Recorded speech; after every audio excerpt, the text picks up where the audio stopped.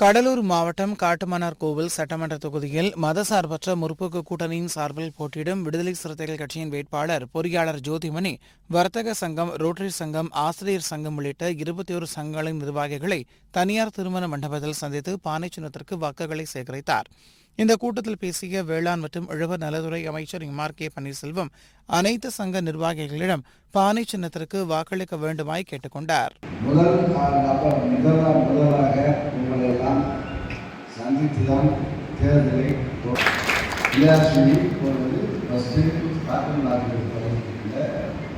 நிர்வாகிகள் அந்த சங்கத்தினுடைய சங்கம் அனைத்து அமைப்புகளுடைய நிர்வாகிகளை சந்தித்து பேசி ஆதரவு பெற்று தொடங்கியிருக்கிறோம். அதே போல இந்த இதெல்லாம் 60 மாதங்களுக்கு முன்பு இதே தொகுதியிலே விடுதலை சிறுத்தை கட்சியுடைய பொதுச் செயலாளர் சிந்தனை செல்வத்தை இந்த பகுதியில் அறிமுகம் செய்து இந்த ஃபேன் ஏதோ சட்டத்தில் ஆகும்